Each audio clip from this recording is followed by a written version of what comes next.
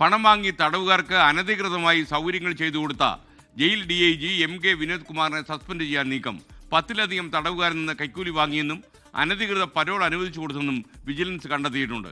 തടവുകാർക്ക് ലഹരി എത്തിച്ചോ എന്നതിലും അന്വേഷണം വരാൻ പോകുന്നു. MG പ്രതീഷ് ചേരുന്നു തിരുവനന്തപുരത്ത് നിന്ന്. പ്രതീഷ്, പറയൂ വിനോദ് കുമാറിന്റെ കാര്യം. Good morning.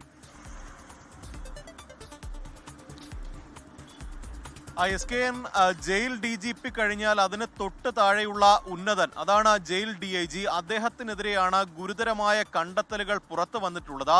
ഈ കൈക്കൂലി വാങ്ങുകയും അനധികൃത പരോളുകൾ തടവുകാർക്ക് നൽകുകയും ചെയ്തു എന്നതാണ് ജയിൽ DIGക്കെതിരെ വിജിലൻസ് കണ്ടെത്തിയിരിക്കുന്നത്. ഇതുമായി ബന്ധപ്പെട്ടുള്ള റിപ്പോർട്ട് ഈ വിജിലൻസ് മേധാവി മനോജ് എബ്രഹാം ഇന്ന് സർക്കാരിന് കൈമാറും. ആഭ്യന്തര വകുപ്പ് ഇതിനു പിന്നാലെ ഇദ്ദേഹത്തെ സസ്പെൻഡ് ചെയ്യും എന്നതാണ് നമുക്ക് അറിയാൻ കഴിയുന്ന വിവരം. ഈ 10ലധികം തടവുകാർക്ക് ജയിൽ DIG ആനുകൂല്യങ്ങൾ ചെയ്തു കൊടുത്തു, കൈക്കൂലി വാങ്ങി ഈ ഇത്തരത്തിൽ പരോൾ അനുവദിക്കുന്നത് ഉൾപ്പെടെയുള്ള കാര്യങ്ങൾ ചെയ്തു കൊടുത്തു എന്നതാണ് വിജിലൻസിന്റെ കണ്ടെത്തൽ. ഇത്തരത്തിൽ കൈക്കൂലി വാങ്ങിയ തടവുകാർക്ക് പിന്നീട് പരോൾ ലഭിച്ചുവെന്നും വിജിലൻസിന്റെ അന്വേഷണത്തിൽ കണ്ടെത്തിയിട്ടുണ്ട്. 1,80,000 രൂപയാണ് ഈ ഗൂഗിൾ പേ വഴി ഈ ഉദ്യോഗസ്ഥൻ കൈപ്പറ്റിയത്. ഇതിന്റെ തെളിവുകളടക്കം വിജിലൻസ് ശേഖരിച്ചിട്ടുണ്ട്. ഒപ്പം ഈ ഏതെങ്കിലും തരത്തിൽ ലഹരി ഉൾപ്പെടെ ഇത്തരത്തിൽ ജയിലിൽ എത്തിച്ചു കൊടുത്തിട്ടുണ്ടോ എന്നതടക്കമുള്ള കാര്യങ്ങളും വിജിലൻസിന്റെ അന്വേഷണ പരിധിയിലുണ്ട്. അതുകൊണ്ട് തന്നെ ഇത്തരത്തിലൊരു ഉന്നത ഉദ്യോഗസ്ഥൻ ഈ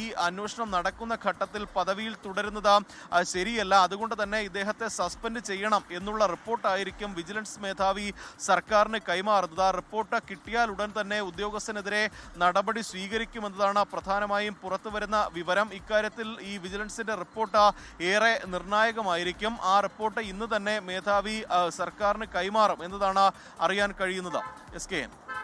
ലോകത്തെവിടെയായാലും ഏത് സമയത്തും 24 വാർത്തകളും ഓഗ്മെന്റഡ് റിയാലിറ്റി പാക്കേജുകളും എക്സ്പ്ലെയിനറുകളും വിശദമായി കാണാൻ ഞങ്ങളുടെ YouTube ചാനൽ നിങ്ങൾക്ക് സബ്സ്ക്രൈബ് ചെയ്യാം.